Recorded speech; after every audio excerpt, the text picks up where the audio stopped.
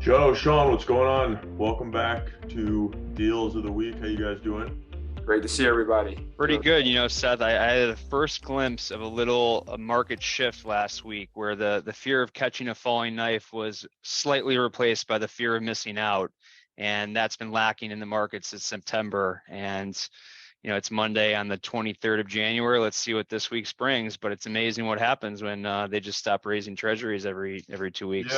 Yeah, it's interesting. Like I noticed that too over the last like week or so, where there's like finally like seems like some light at the end of the tunnel where the rates actually came down. We've gotten several debt quotes on fully stabilized buildings in like the low to mid 5% range.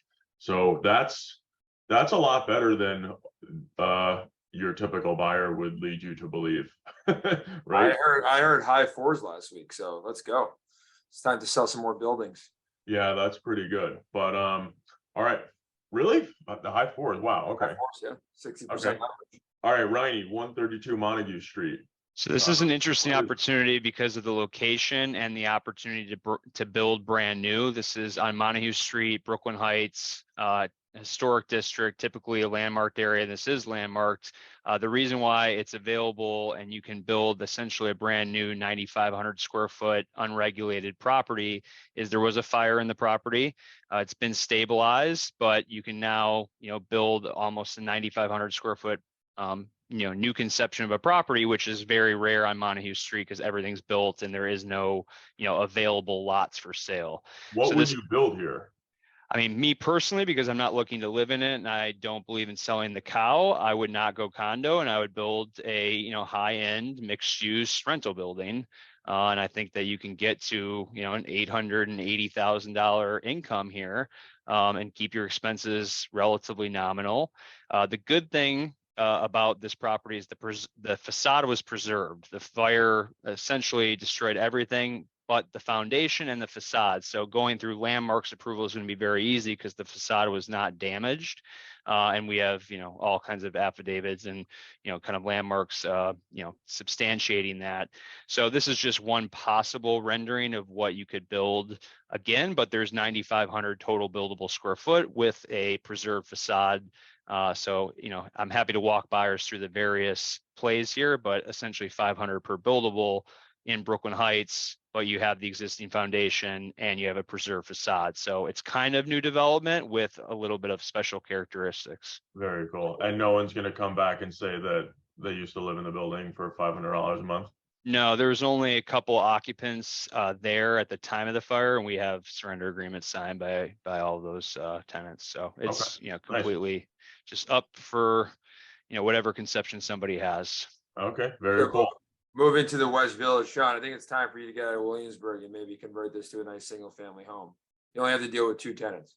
So I think you can handle it though. We just reduced the price to $12 million. The biggest pushback here has been taxes, and then obviously the current occupancy of it's 90% free market.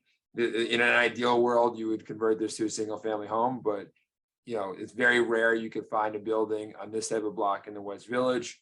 In terms of location, that's what you have here. So we're asking 12. This is we're selling 7 other buildings for this owner. This is going to be outside of the portfolio, and this is going to trade in the next couple of weeks. Interesting. Why are they selling? This has been in the family and the partnership for about 10 plus years, and they are exiting a lot of their multifamily walk-up product in New York City. And the quality of the renovations, I mean, these are like pretty healthy rents, but they don't seem like ridiculous. You think? I'm glad you pointed that out. Yeah, there's definitely a little bit more juice there. The apartments are not big in the West Village, most of these type of buildings, but the renovations, to your point, are a little bit older, some are 7 to 8 years old, so they could use a little fresh lift. And obviously the building's situated on a single family block with a lot of nice row houses. Obviously it's a larger building in terms of being able to convert it to a single family, but definitely has the potential to do so down the road. Interesting. So you're on, yeah. Cool. Very cool. All right. So you know how we love to play contrarian. This is 305 and 307 East 109th Street. These are 2 adjacent 6-story walk-ups. The guy who owns these building inherited them.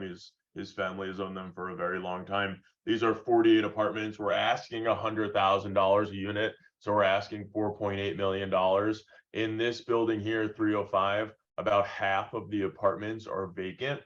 And there are 4 per floor, 2 in the front and 2 in the back. So I think these 2 apartments are vacant as an example. So what you would do is you would combine these and look to set some type of first rent. They share a boiler. The buildings outside of the vacant apartments are in very good condition. The vacant units are gutted to the studs and need renovation. And then for the same owner down the block, I don't mean to make you dizzy, but we have this building on the market as well, 326. This is a 5-story walk up. There's about 12 apartments and 2 stores here asking $1.8 million. So the setups are being finalized and these are available. Closed with this person multiple times, so very much a real seller. Yeah. 100,000 a door is cheaper than the Bronx. 100 a door. You can build these to probably less than 7 times the rent roll. These are pretty good deals. Okay, guys. Very interesting buying opportunities in early 2023. A lot of new buyers coming to the market. As much as everyone says New York is high barriers to entry, we're seeing a lot of new capital flowing in. 100%. All right, guys. We'll see you next time.